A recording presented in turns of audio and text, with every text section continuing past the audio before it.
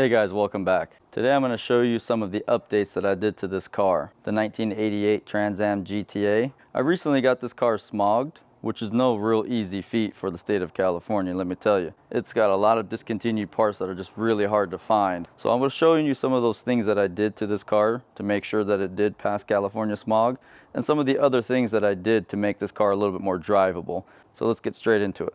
Now this car was failing pretty miserably on the EGR system. This car had some pretty high knocks, and that generally involves the whole EGR system.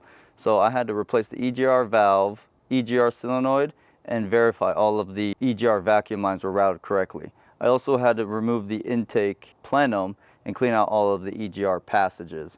Once I got all that done, it still was a little high on the knocks, so I had to end up getting a 3-stage catalytic converter from MagnaFlow that really cleaned everything up.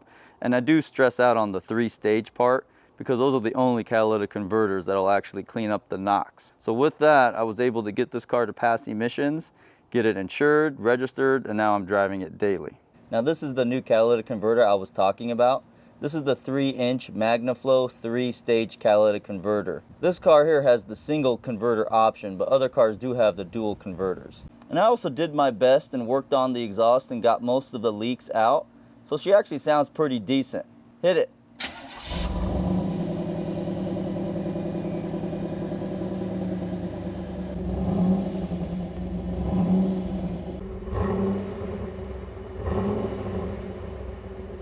Now I think this 35-year-old exhaust still sounds pretty good, so I'll probably keep it like this for a while.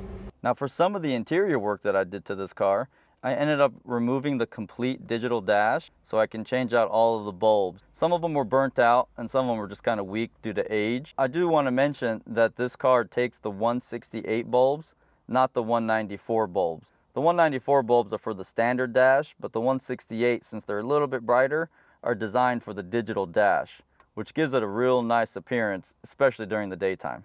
So after I finished work on the dash, I turned my attention down here to the radio, because you need some tunes driving down the highway in this bad boy.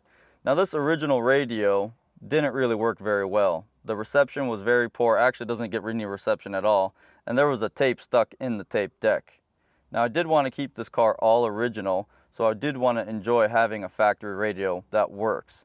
So I took the whole radio apart and I rebuilt the factory antenna. So I have a functioning radio somewhat, because the radio reception still doesn't work, and it's not a capacitor issue, it's something else with this radio. But I'm kind of fine with that because I do have the tape deck working. And what I ended up doing was getting a Bluetooth cassette here that pairs with your phone, and you can actually enjoy all of the modern or old school music on your factory radio. And with that, I replaced all 4 speakers on this car. The front dash here takes 4x6s, and the rear sail panels take 6x9s. I replaced all speakers with Pioneer speakers. Okay, now that I have this car smogged and registered, I needed to make it a little bit more roadworthy so I can drive it on a daily basis. So the next step would be to check your brakes and your front suspension. Now the brakes seem to be pretty decent. I checked all 4 all the way around, but the front suspension was in pretty bad shape. Both front tires have some pretty decent vertical play, as you can see there. Now that's usually ball joints or bearings. And I figured I'd take a look at the ball joints. They seem to be fine. But when I popped this cap off here to look at the bearings, so once I popped off this cap, I realized these bearings had been actually worked on before. And the preload was not set correctly, as there's too much play in the wheel. It is better to remove the wheels and brakes, but for the sake of this video, I'm just going to set this preload with the wheels still on, since this is something that I'm going to pay attention to later on down the road. But I do feel that these bearings are in pretty decent shape still, as the bearings look like they have been replaced before recently while the car was still parked. So what you do is you remove your cotter pin, and then you want to torque down your bearings to 12 foot-pounds.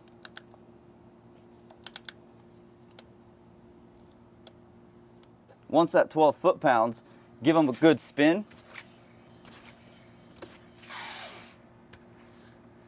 And then make sure they're still at 12 foot-pounds.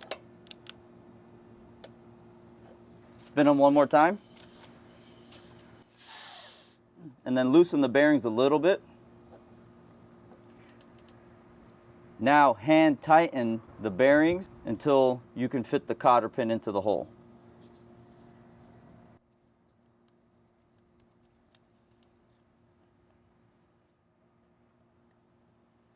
then pop on the cap, and then pop on your center cap.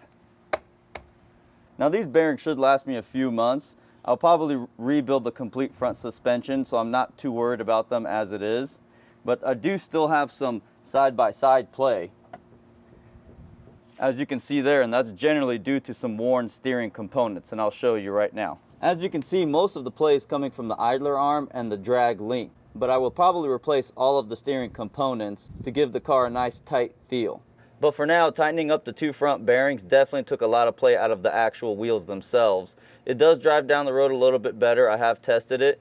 So this is something I will take care of in the future, a little bit at a time. I'll replace the front suspension bushings, bearings, ball joints, and steering components, as well as the struts, shocks, and shock mounts. Now I do want to note that I actually had the front nose emblem here, but it flew off on the highway when I was taking the car to go get smogged. The actual Pontiac headlight emblem, which goes there on the bracket, that was never on the car when I purchased it. But luckily I did find a set of reproduction complete emblems for this car, which I was going to purchase anyways after I finished with the paint and body. But for now I am going to install the nose and headlight emblem.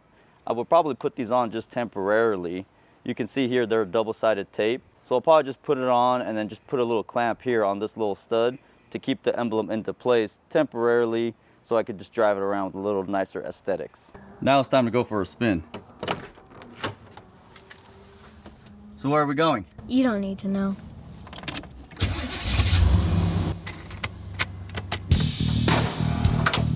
Headlights? We don't need headlights. It's the middle of the day. It's the only way.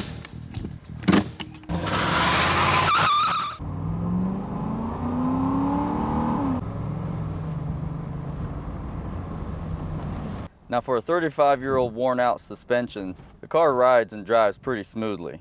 And the car's ride will only get better in time as I continue to work on it. You know, the funnest part of driving this car are the digital gauges. As you can see here from the left, you have your RPM gauge, the speedometer, oil pressure, the coolant temp sensor, and the battery voltage. And here in the middle we have the fuel gauge. Now here's the driver info system and digital mileage. System Pontiac will alert you if your doors are open or if your washer fluid is low. You know, things of that nature there. Now I prefer to run a 185 degree thermostat. The factory one's 195 degrees, but I live down here in Southern California, so it can get pretty scorching. So I do run a 185 degree thermostat with a 210 degree fan switch. This is definitely a fun car to drive, and I try to use it every chance I get. I hope you guys enjoyed this update, and I will be working on the paint and body next, starting with the spoiler area here. So I'll see you guys next time. Later.